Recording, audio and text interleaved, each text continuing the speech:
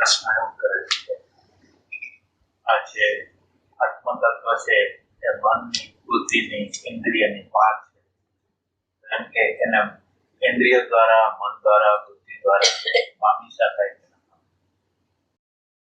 પેલા આપણે આત્મતત્વ પછી મન, બુદ્ધિ, ચિત્ત, અહંકાર એ વસ્તુને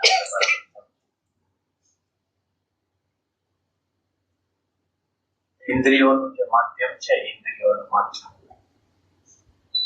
ઇન્દ્રિયોના માધ્યમ મારફત જે ઇમ્પ્રેશન આપણી અંદર આવે છે, શબ્દની, સ્પર્શની, રૂપની, રસની, ગંધની, તન્માત્રા એ આપણી અંદર દાખલ થાય છે અને એના દ્વારા આપણી અંદર જે બને છે બુદ્ધિનું તત્વ બને છે. બહારની જે ડેટા આપણી અંદર આવે છે એના દ્વારા બુદ્ધિ બને છે. ઇન્દ્રિયો એનું માધ્યમ છે, જે ડેટા અંદર લઈ જવાનું જે માધ્યમ છે એના દ્વારા જે ઇન્દ્રિયો છે એ ડેટા લઈ જાય છે અને એના દ્વારા આપણી અંદર બુદ્ધિનું નિર્માણ થાય છે. અને આપણી અંદર જે ભાવનું નિર્માણ થાય છે, આપણી અંદર જે ભાવ, મુસ્લિમ સમાજની અંદર રહેતા હો, ક્રિશ્ચન સમાજની અંદર રહેતા હો, હિન્દુ સમાજની અંદર રહેતા હો, યહૂદી સમાજની અંદર રહેતા હો, તો જે પ્રકારનો ડેટા આપણી અંદર દાખલ થયો એ પ્રકારના ભાવો આપણી અંદર પ્રગટ થાય.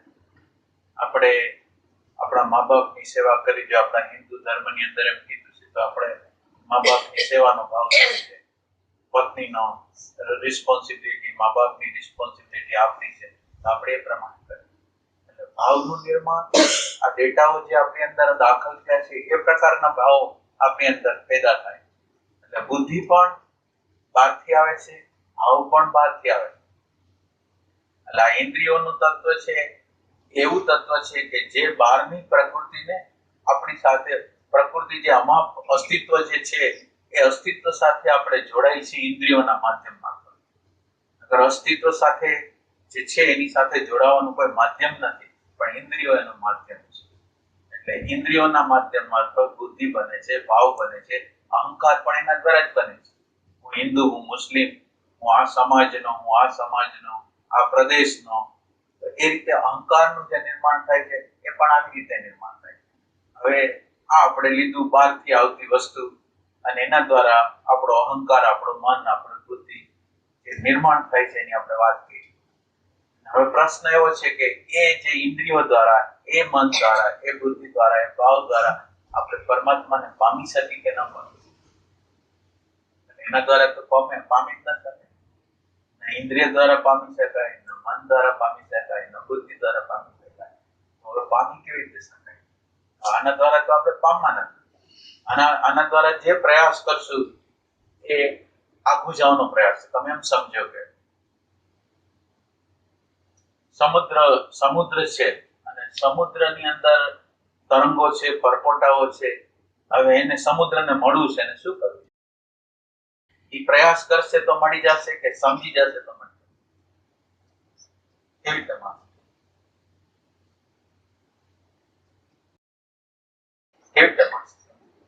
સમજી જશે તો મળશે, બાકી મળવાનું નથી. પ્રયાસ કરશે, ગમે એટલો પ્રયાસ કરશે એ પોતાનો પુરુષાર્થ દ્વારા એને પામી નહીં શકે.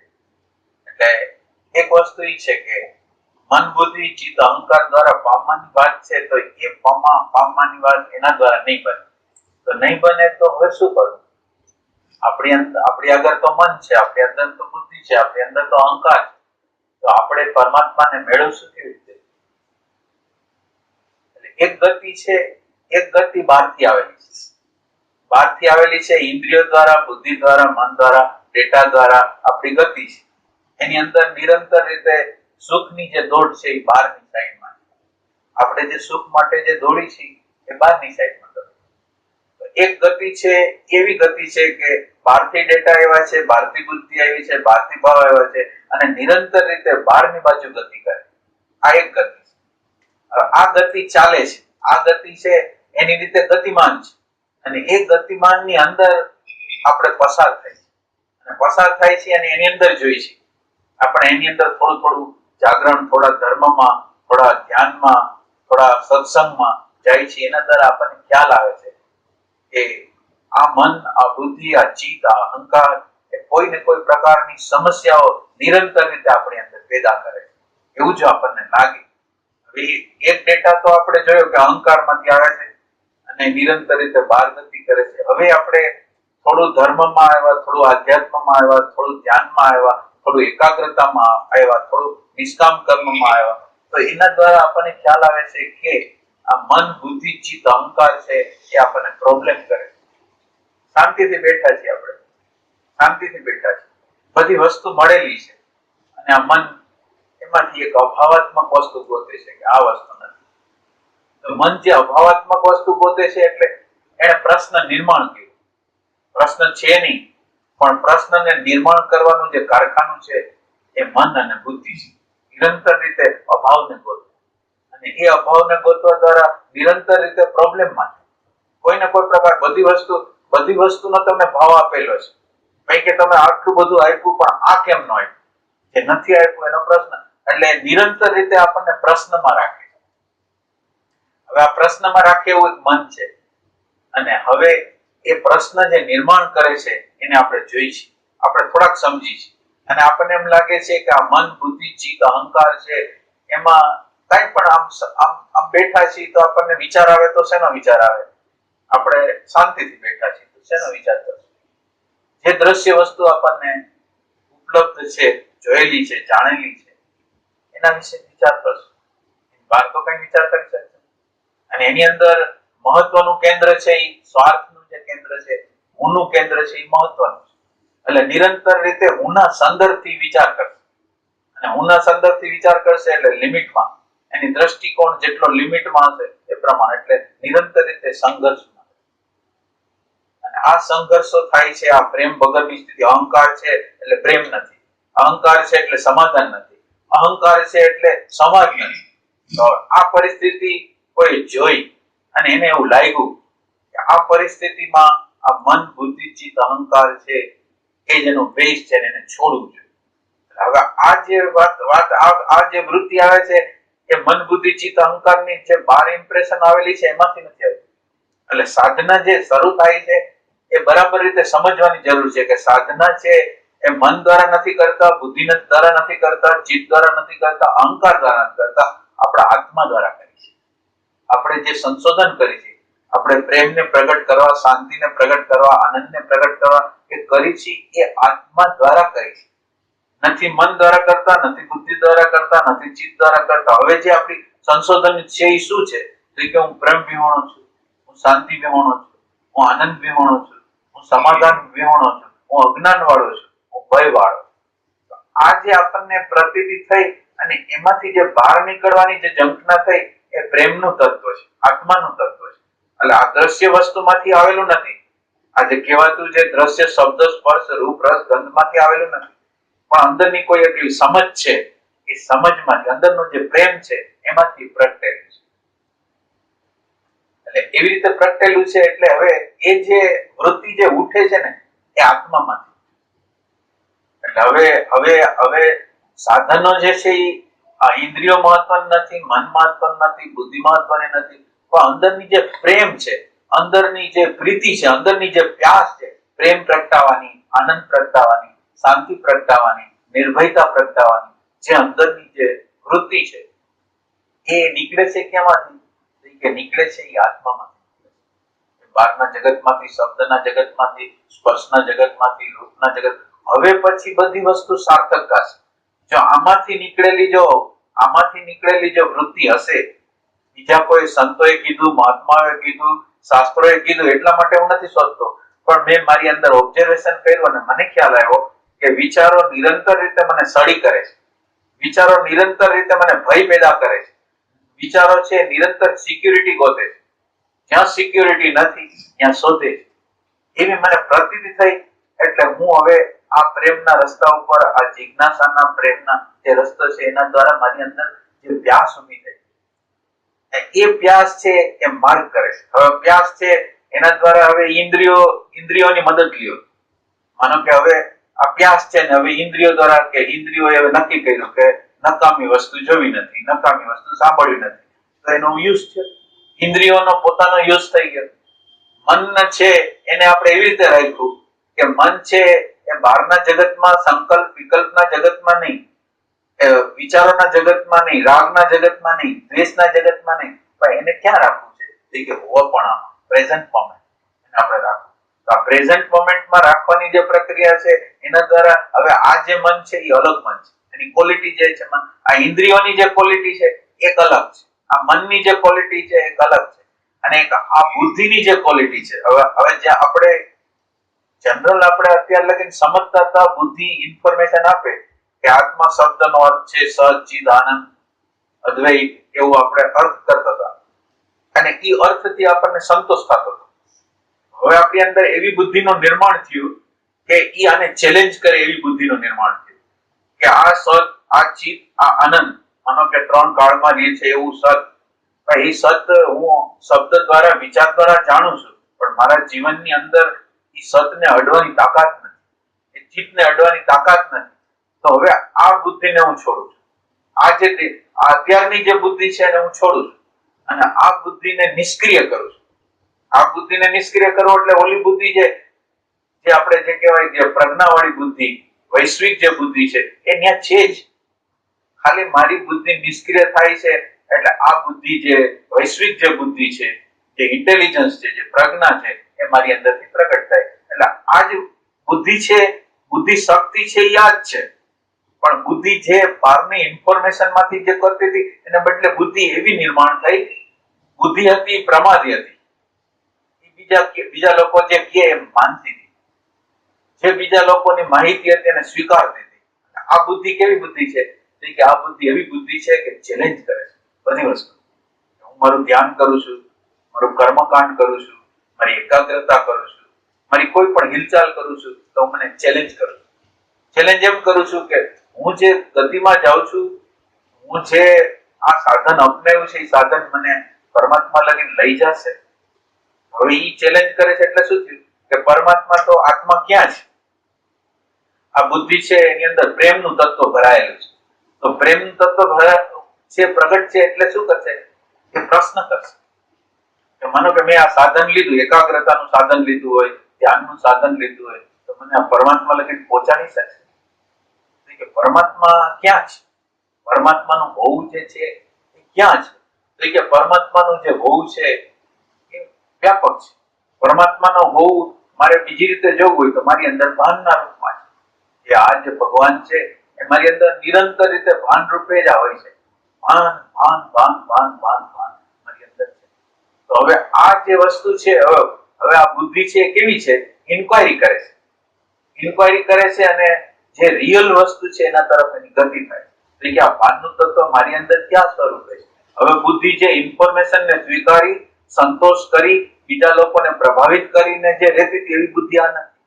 પણ આ બુદ્ધિ કેવી બુદ્ધિ છે કે આ બુદ્ધિ જે ઇન્ફોર્મેશન વાળી બુદ્ધિને ચેલેન્જ કરે છે અને એ ચેલેન્જ કરી અને આ બુદ્ધિને નિષ્ક્રિય કરી દે.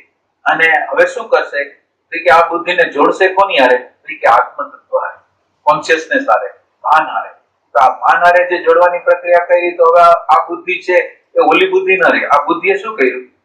જોડી દીધું હોવાપણા સાથે, જોડી દીધું સત સાથે. હવે એની સાથે જોડી દીધું. હવે આ બુદ્ધિ છે એ થઈ ગઈ નિષ્ક્રિય. હવે એને વિચારવાનું નથી, જોડાઈ ગઈ. કોની હારે જોડાઈ ગઈ? કે હોવાપણા હારે જોડાઈ ગઈ, ભાન હારે જોડાઈ ગઈ. હવે એને વિચારવાની કોઈ વસ્તુ નથી. હવે શું કરશે? એ ભાન છે એ ડાયરેક્ટ રીતે એને જોશે. એટલે હવે એની અંદર એક પ્રકાશ આવી ગયો અને એ પ્રકાશ દ્વારા હવે એને બુદ્ધિની ઉપયોગ કરશે, પણ એની જરૂરિયાત નથી. તો ઇન્દ્રિય દ્વારા, મન દ્વારા, હવે મન છે એને ક્યાં રાખે છે? કે વર્તમાનની અંદર રાખે છે. તો મન સંકલ્પ વિકલ્પ નહીં, રાગ દ્વેષ નહીં. હમણાં જો એક સેકન્ડ માટે તમે એને છોડી દો એટલે રાગ દ્વેષ, ભૂત ભવિષ્ય બધું ચાલુ થઈ ગયું. તો આ જે આપણી જે સાધના છે એ પ્રેમમાંથી, આત્મામાંથી આપણી સાધના નીકળે છે. એના દ્વારા ઇન્દ્રિયનો ઉપયોગ છે, મનનો ઉપયોગ છે, બુદ્ધિનો ઉપયોગ છે, અહંકારનો ઉપયોગ છે, બધાનો ઉપયોગ છે. એ ઉપયોગ કરતા હવે આ સાધકોની અંદર જે પ્રોબ્લેમ છે એ શું છે? એની અંદર પ્રેમ નથી. એટલે પ્રેમ નથી એટલે જે કરશે એ અહંકારના ખાતામાં જમા કરશે. સાધના કરશે કલાક, 2 કલાક, 4 કલાક, 8 કલાક. કોઈ સત્સંગીઓને મળશે, કોઈ મહાપુરુષને મળશે, કોઈ એની ઓળખાણ કરશે, કોઈ એને જસ આપશે, કોઈ એને આશ્વાસન આપશે, કોઈ એની ઓળખાણ નજીક થશે, તો એનો ઈગો છે એ વધી જાવ. તો અત્યારે જે આખી પ્રોસેસ થાય છે એ ઈગો વધવાની છે, અને અંદરની જયારે પ્યાસ હશે તો ઈગોનું વિસર્જન. તમે કાંઈ પણ કરતા હો, તમે એકાગ્રતાનો અભ્યાસ કરતા હો, તમે ઇન્દ્રિયોને શાંત કરવાનો અભ્યાસ કરતા હો, તો જે અભ્યાસ કરતા હો એ પરમાત્મા નથી. ઓલું બધી વસ્તુ ઇન્દ્રિયો, મન, બુદ્ધિ, ભલે બધી સાધનાઓ હોય, સત્સંગ હોય, બધું હોય, પણ એની જે દિશા હોય. એટલે આ જે સાધના જે કરશે એ અંદરનો પ્રેમનું તત્વ, અંદરનું પ્યાસનું તત્વ, અંદરનો જે ખાલીપો છે એનો સાક્ષાત્કાર કરેલું જે તત્વ છે એની શોધ કરે. આમાં એનો બધાનો ઉપયોગ છે. અને આ ઉપયોગની અંદર હવે આ ઉપયોગ છે. પરમાત્મા નિત્ય પ્રાપ્ત છે, આત્મ તત્વ છે એ નિત્ય પ્રાપ્ત છે. હવે નિત્ય પ્રાપ્ત તત્વ છે એની અંદર પ્રોબ્લેમ ક્યાં છે? હવે આપણી અંદર પ્યાસ છે, અને હવે આપણે પ્રશ્ન કરી છીએ કે હવે અત્યારે હું મારી અંદર જોઉં છું, અને મારી અંદર જોઉં છું અને મને લાગે છે કે પરમાત્માની પ્યાસ નથી. એમાં પેલું જ વસ્તુ એ છે સ્વાર્થનું કેન્દ્ર છે, હુંનું કેન્દ્ર. જ્યાં જાઉં ત્યાં હું, જ્યાં જાઉં ત્યાં હું, પેલો હું, પછી બીજા લોકો, પેલા હું, બીજા લોકો. કે હવે આ હું છે એનું વિસર્જન થવું. તો કે હુંનું વિસર્જન કેવી રીતે થાય? તો કે અત્યારે કામના વાળો હું છે, થોડું નિષ્કામતા, ઉદારતા, પોતાને પ્રસરાવા દે. એક પોતાના માટે સ્વાર્થનો ઉપયોગ કરે છે, એના બદલે બીજાનું સુખ, બીજાની શાંતિ, બીજાનો આનંદ છે એની કેર કરે. આપણે હવે સાધન જ કરવું છે. હવે સાધન કરવું છે એ પ્રેમમાંથી નીકળેલું સાધન છે, અને આ પ્રેમમાંથી નીકળેલું જે સાધન છે એ કામ આપશે. એટલે હવે નિષ્કામ કર્મ છે એ આપણું સાધન નહીં. બીજા માટે કંઈક કામ કરવું. હવે બીજા માટે આપણે કરી છે એમાં ધ્યાન રાખવાનું કે એની અંદર ઇમેજ તો નથી, એની અંદર બીજા સારા કે જસ આપે, ભવિષ્યમાં આપણને ઉપયોગમાં આવે, એવું બધું જો હોય તો એ નિષ્કામ કર્મ. નિષ્કામ કર્મનો અર્થ એવો છે કે નગદ ધર્મ. નગદ ધર્મ એટલે તાત્કાલિક, ઇન્સ્ટન્ટ, મને અત્યારે આનંદ મળે. કોઈ એક વ્યક્તિ છે, દુઃખી છે, પ્રશ્નમાં છે, સાયકોલોજીકલ છે, ઇકોનોમિકલ છે, અને એને એ પ્રકારની સહાય આપવામાં આવે. આ સહાય આપવામાં આવે તો એ સહાય આપવા દ્વારા એને શું કર્યું? તો કે એને પોતાપણું છોડ્યું. પોતે પોતાના સમય આપ્યો, પોતાનો શ્રમ કર્યો, પોતાને ધન આપ્યું, પોતાનું શરીરને ઘસાયું. જે ઘસાવાની આખી પ્રક્રિયા થાય એની અંદર છે એ સ્વાર્થનું કેન્દ્ર છે એ ડાઉન થાય, અને બીજા આપણા માટે મહત્વના થાય. આ એક સાધન તરીકે હવે આપણે સાધન જ્યારે લઈ છે ત્યારે સમજપૂર્વક લઈ છે. અને સાધનાની અંદર મહત્વની વસ્તુ જે છે ને એ આ નથી હોતી. સાધકની અંદર જે નથી હોતું એ તત્વ છે કે આ એક્સટર્નલ કન્સિડરેશન, નિષ્કામ કર્મ હોતું નથી. અને હોતું નથી એટલે તમે ક્યાંય જાતા હશો, સંતો આગળ જાતા હશો, તમે એને ફોન નહીં કરો, તમે કો સમયે, ગમે ત્યારે, ગમે તે સમયે, ગમે ત્યારે તમે ત્યાં વયા જાઓ. હવે ત્યાં તમે વયા જાઓ છો કોઈની ઘરે પણ, સગા સંબંધીની ઘરે પણ, તો હવે તમે વયા જાઓ છો ત્યારે તમે એવો અંદાજ નથી કરતા કે એની પોઝિશન શું હશે. એક્સટર્નલ કન્સિડરેશન કે આપણે જવું છે તો બીજા લોકો મુશ્કેલીમાં તો નહીં મુકાય જાય, મુશ્કેલીમાં નહીં મુકાય એવો પહેલો વિચાર આપણને આવે, અને એના સમય મુજબ, એની અનુકૂળતા મુજબ આપણે એવો વ્યવહાર કરી તો આપણે નિષ્કામ કર્મની અંદર પ્રવેશ કરીએ. નિષ્કામ કર્મ છે એ પહેલો પાયો છે. એના દ્વારા હૃદય છે એનો વિકાસ થાય છે. આપણું હૃદય છે એનો વિકાસ થાય છે. અને આ આપણી આગળ આમ ક્લિયર વિઝન છે કે હું આ નિષ્કામ કર્મ જે કરું છું એ મારા આત્માની નજીક જવા માટે, પરમાત્માની નજીક જવા માટે, ઇમેજ બનાવવા માટે, માન લેવા માટે, ભવિષ્યની અંદર મને એની મદદ મળી જાય એના માટે નહીં, પણ મારી અંદર આત્મતત્વ પ્રગટ થાય એના માટે. આ ધ્યેયથી જે લોકો કર્મ કરશે, અને આ પહેલું સ્ટેપ બરાબર જેનું નહીં હોય એના બધા સ્ટેપ બધા ખોટા પડે. હૃદયનો જેનો વિકાસ નહીં હોય એ લોકો નિરંતર રીતે આ રસ્તાની અંદર ક્યારે આવી શકે. એટલે પહેલું સ્ટેપ છે આ છે. બીજું સ્ટેપ છે સુરતા સાધવા.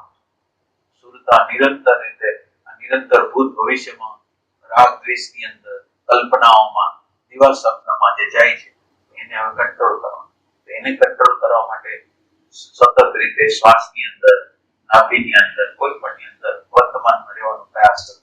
આ વર્તમાન છે ઇફેક્ટમાં આપણને લઈ જશે, અને ઇફેક્ટ દ્વારા તૃત્વમાં લઈ જશે. એટલે આ બે સ્ટેપો બરાબર હશે તો ત્રીજું સ્ટેપ જે છે, અંતઃકરણ શુદ્ધ છે, અંતઃકરણ શાંત છે, સ્થિર છે, તો હવે એની અંદર જ્ઞાનની શક્યતા.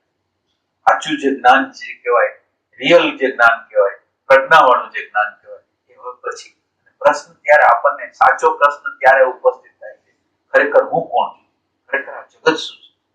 અને દરેક વસ્તુ છે એને તમે હવે પ્રશ્ન દ્વારા જોશો. આધ્યાત્મ છે ને એ પ્રશ્ન છે, આધ્યાત્મ છે એ જવાબ નથી. આધ્યાત્મનો અર્થ એમ છે તમે જે પરિસ્થિતિ, જે ઘટના, માનો કે ઘટના બને છે મારા જીવનની અંદર, જીવનની અંદર આ ઘટના આવી રીતે મારી અંદર કેમ બની, પ્રશ્ન કરું છું અને એનો સાચો આન્સર મારે જોઈએ છે. ક્યાં કાનૂન દ્વારા, ક્યાં નિયમ દ્વારા આ મને આ ઘટના ઘટી છે. તો એ જે આપણે પ્રજ્ઞાના તત્વની અંદર પ્રશ્ન કરી તો પ્રવેશ કરે. એટલે આધ્યાત્મ છે એ પ્રશ્ન છે, જવાબ નથી. પ્રશ્નમાં આધ્યાત્મ છે એ પ્રશ્ન ઉપસ્થિત કરે અને જવાબ ઇન્ફોર્મેશનના ડિપાર્ટમેન્ટમાં નથી. અને અંદર આ પ્રશ્ન છે, પ્રશ્ન કરેલો છે મેં, અને પ્રશ્નનો જવાબ નથી. અને પ્રશ્નનો જવાબ નથી એટલે અંદર મૂંઝવણ છે. અંદર હું મૂંઝાઉં છું કે આ પ્રશ્ન મને જવાબ મળતો નથી. આત્માનો, પરમાત્માનો, વર્તમાનનો, કર્મના સિદ્ધાંતનો, કોઈનો મને કઈ જવાબ નથી મળતો. તો જવાબ નથી મળતો એટલે અંદર મૂંઝવણ છે. આ મૂંઝવણની જે પરિસ્થિતિ છે ને એ આધ્યાત્મનો બેઝ છે. એટલે આધ્યાત્મ છે એમાં જો મૂંઝવણ ન હોય ને આપણો રસ્તો આપણે હાલતા હોય તેમ સમજવાનું કે આપણો રસ્તો આધ્યાત્મને માટે ખોટો છે, ધર્મ માટે સાચો હોય છે, પણ આધ્યાત્મ માટે ખોટો રસ્તો. આ રીતે આપણે જો સાધના, તો ઇન્દ્રિયોનો ઉપયોગ છે, મનનો ઉપયોગ છે, બુદ્ધિનો ઉપયોગ છે, અહંકાર નથી. વર્ણનમાં આપણે કીધું કે નિત્ય પ્રાપ્ત છે. તો સાધના છે એ ઇન્દ્રિયો દ્વારા જે વૃત્તિ, અનંત વૃત્તિઓ બહાર ફેલાઈ ગઈ છે, એને પાછી વાળવા માટે છે કે પરમાત્માને પ્રાપ્ત કરવા માટે છે? એટલે પરમાત્માને પ્રાપ્ત કરવા માટે નથી. અત્યારે મારો કે પરમાત્માને મારું દર્શન અત્યારે હાજર જ છે, મારે અત્યારે જોવા છે.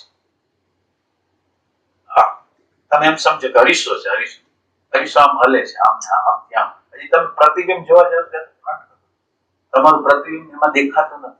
એટલે ભગવાન તો આપણી સામે જ છે, પણ ભગવાન સામે છે પણ ચિત્તની વૃત્તિ ચંચળ છે. એટલે આત્માનું પ્રતિબિંબ સ્પષ્ટ રીતે મારા અંતઃકરણની અંદર પડવું જોઈએ, એવું પડતું નથી. તો હવે હરીસાને હું ખાલી સ્થિર કરું, મારો અંતઃકરણનો જે હરીસો છે એને હું સ્થિર કરું, અને એ સ્થિરતા દ્વારા આત્માનું પ્રતિબિંબ મારી અંદર સ્પષ્ટ પડશે.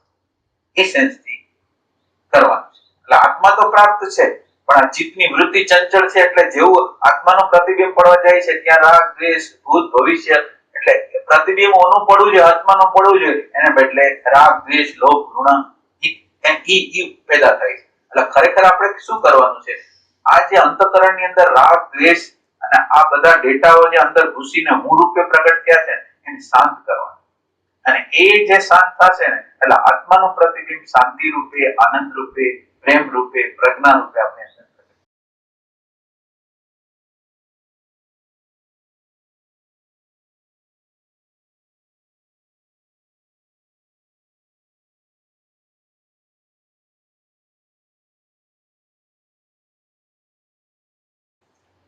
પરમાત્માને મેળવવાના એક સાક્ષાત સાધનો અને એક પરંપરાગત સાધનો.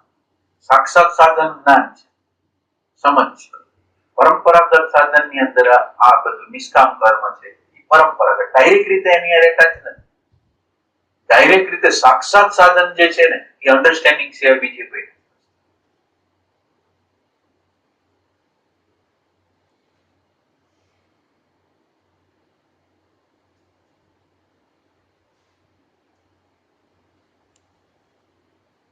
આપણે સાધન બોલી છીએ પણ સાધન કાયમ નથી. પ્રેમનું જે તત્વ છે એ પ્રેમનું તત્વ છે, એ સાધન બધી મહત્વની વસ્તુ નથી.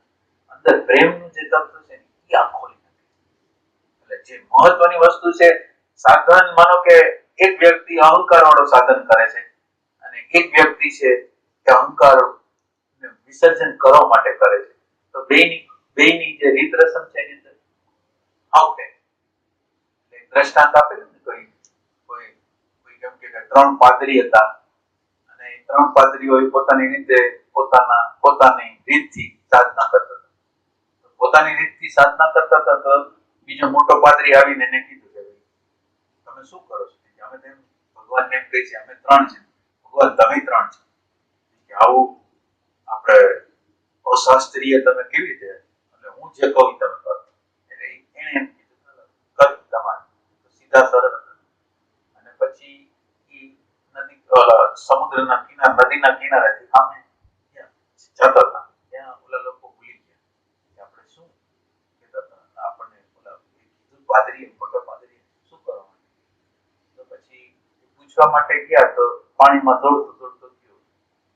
કે તમે આવ્યા કેવી રીતે? કે પાણીમાં. કોઈ સાધન ના. કે હવે તમે જે કરો છો. કહેવાનું તાત્પર્ય એ છે કે અંદરનું જે પ્રેમનું તત્વ હોય ને, બસ સાધન છે એ મહત્વનું નથી. એનો અર્થ એવો થયો કે તમારી અંદર પ્રેમનું તત્વ છે તો શાસ્ત્ર બાસ્ત્ર બધા શાસ્ત્રીય બધી વસ્તુની કઈ જરૂર.